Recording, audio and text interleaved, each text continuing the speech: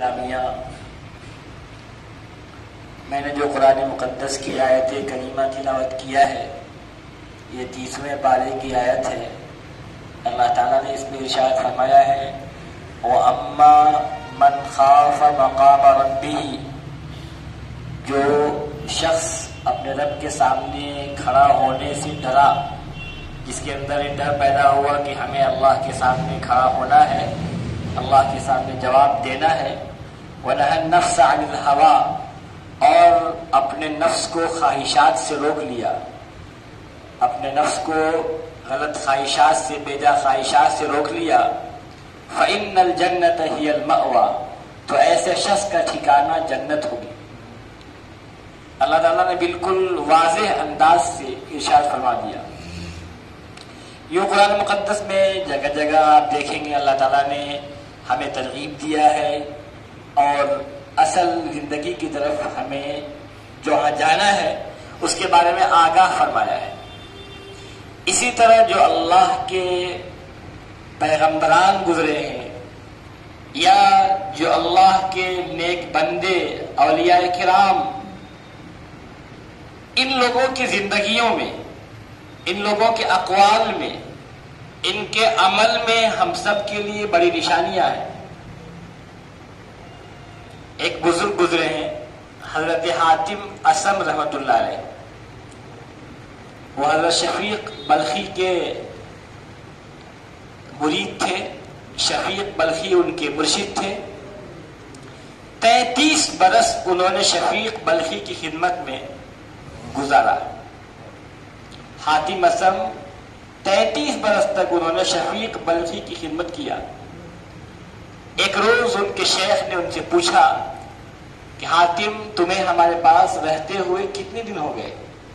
کہنے لگے حضرت 33 برس کا عرصہ ہو گیا۔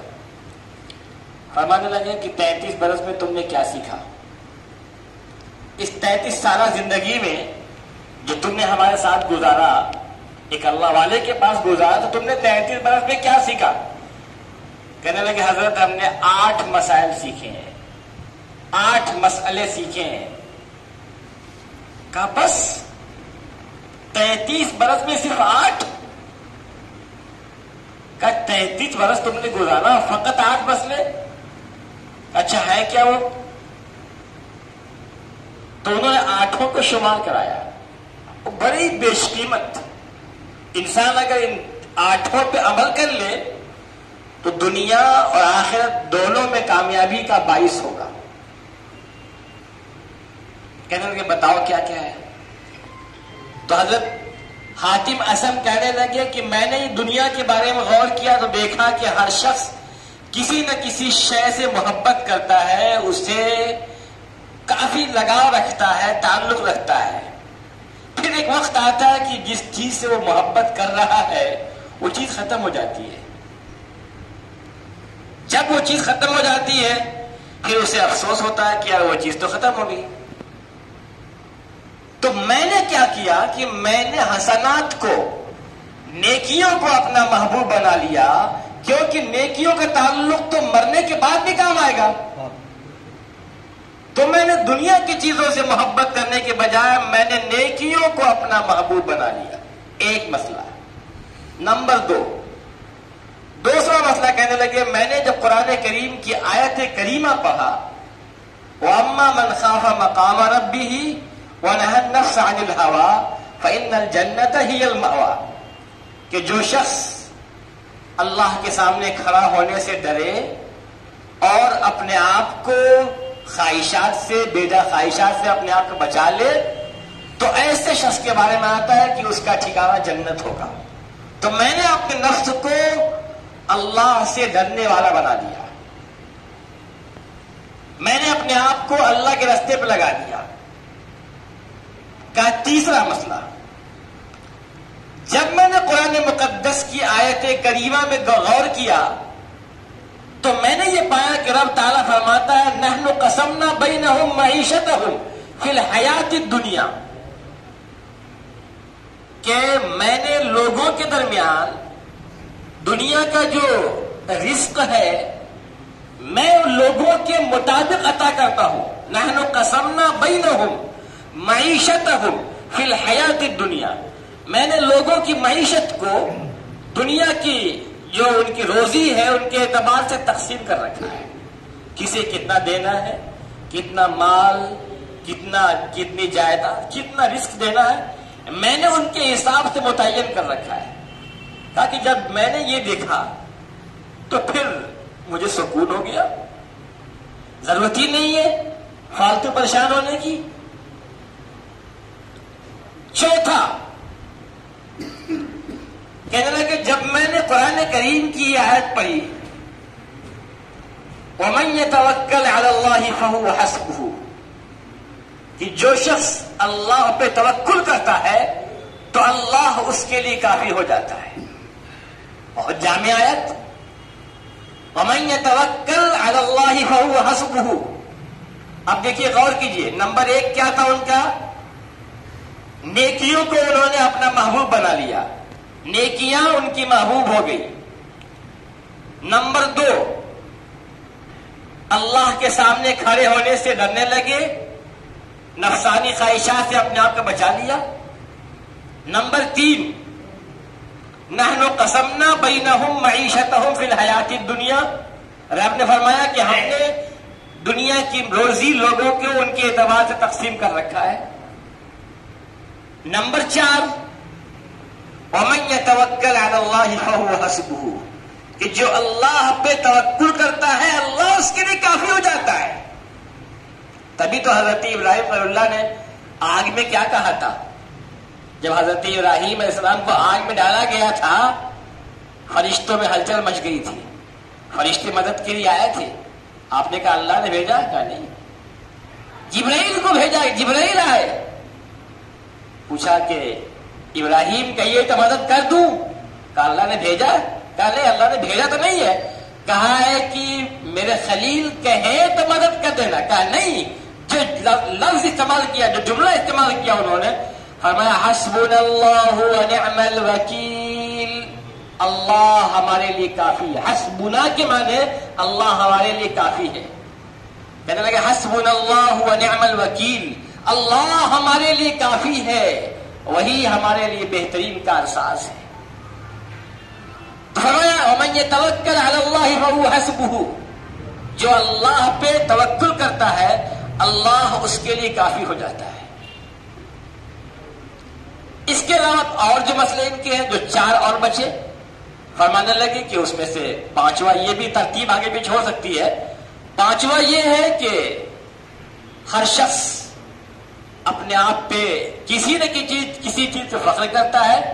کسی کو اپنے خاندان پہ فخر ہے کہ میں اعلیٰ ذات کا ہوں، کسی کو اپنے آپ پہ فخر ہے کہ میں بہت رئیس ہوں، بہت پیسے والا ہوں، کسی کو یہ فخر ہے کہ میں بڑے اعلیٰ عہدے پہ ہوں، میں بہت بڑے پوسٹ پہ ہوں.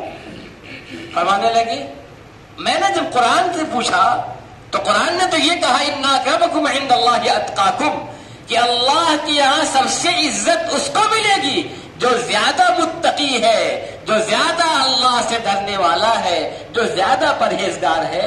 اللہ کے یہاں تو مقام اس کا بلند ہے. کیا سید، کیا پٹھان، کیا صدیقی، کیا انصاری، اللہ کے یہاں مقام کس کا بلند ہے؟ اِنَّ أَكْرَمَكُمْ عِندَ اللَّهِ أَتْقَاكُمْ. حدیث پاک میں بھی اس کا مفہوم ہے. تو فرمانے لگے کہ جب میں نے یہ غور کیا تو یہ احساس ہو گیا کہ سب سے بڑی چیز تقویٰ ہے، ہم تقویٰ اختیار کریں.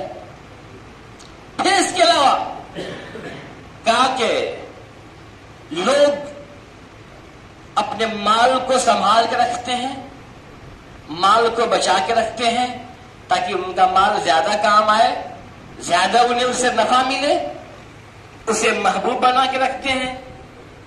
جو چیز زیادہ قیمتی ہوتی ہے لوگ اسے اور سنبھال کے رکھتے ہیں. میں نے جب قرآن سے پوچھا تو قرآن نے یہ کہا ما عندکم ینفد وما عند اللہ باق، کہ جو تمہارے پاس ہے وہ ختم ہو جائے گا اور جو اللہ کے پاس ہے وہ باقی رہے گا. جو تمہارے پاس ہے وہ ختم ہو جائے گا، جو اللہ کے پاس ہے وہ باقی رہے گا. تو پھر میں نے اپنے مال کو، اپنی جائیداد کو، جو چیز تھی، جو قیمتی شے تھی میں نے اس کو اللہ کے لیے دے دیا، آگے بھیج دیا، اللہ کے بینک میں وہ جمع ہو گیا۔ اسی طرح سے کہا کہ میں نے جب قرآن سے یہ پوچھا، قرآن میں غور کیا، تو اس میں یہ آیا ہوا تھا کہ وَمَا مِن دَابَّةٍ فِي الْأَرْضِ إِلَّا عَلَى اللَّهِ رِزْقُهَا، کہ روئے زمین پہ کوئی بھی جاندار ایسا نہیں ہے جس کا رزق اللہ کے ذمہ نہ ہو، جس کی روزی اللہ کے ذمہ نہ ہو۔ اللہ نے خود فرمایا کہ جتنے بھی جاندار ہیں سب کی روزی میں نے اپنے ذمہ لے رکھی ہے۔ تو میں نے پھر کہا کہ پھر پریشان ہونے کی کیا ضرورت ہے؟ 7 مسئلہ ہو گیا ان کا، 8واں مسئلہ کہنے لگے کہ جب میں نے یہ قرآن کی آیت میں غور کیا، ان الشیطان لکم عدو فاتخذوه عدوا انما يدعو حزبه ليكونوا من اصحاب السعیر، کہ شیطان دشمن تمہارا کھلا ہوا ہے، شیطان کو دشمن بنا کے رکھو، شیطان سے دوستی مت کرو۔ تو پھر میں نے شیطان سے دشمنی ہی کر دیا۔ تو حضرت شفیق بلخی نے جب سنا تو فرمانے لگے کہ میں نے تمام آسمانی کتابوں میں جب غور کیا تو اس کا خلاصہ یہ ہوا کہ پوری آسمانی کتابوں کا جو خلاصہ ہے، جو نچوڑ ہے، انہی 8 مسئلوں میں ہے، اور باقی جو چیزیں ہیں وہ ان کی شاخیں ہیں۔ ان 8 باتوں کو بتا کر کے حضرت حاتم اصم نے یہ بتا دیا کہ اگر آپ ان چیزوں میں غور کر لو گے، ان چیزوں پہ عمل کر لو گے تو دنیا بھی تمہاری ہے اور مرنے کے بعد کی زندگی بھی تمہاری ہے۔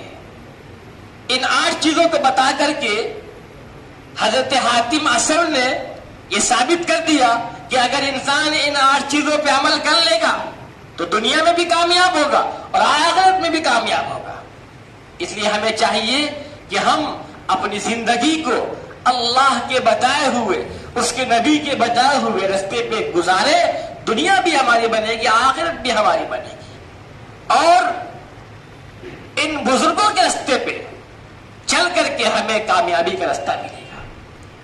ہمیں اللہ تعالیٰ نے خود قرآن کریم میں دعا بھی سکھائی ہے، ہر نماز میں پڑھتے ہیں اہدنا الصراط المستقیم صراط الذین انعمت علیہم، اے اللہ ہمیں صراط مستقیم پہ چلا، ان کے رستے پہ جن پہ تو نے انعامات نازل کیا۔ انعام کس پہ ہوا؟ انعم اللہ علیہم من النبیین والصدیقین والشہداء والصالحین، پیغمبران ہیں، صدیقین ہیں، شہداء ہیں، صالحین ہیں، اللہ کے جو نیک بندے ہیں، ان کے رستے پہ چلنے میں ہمیں کامیابی ہو۔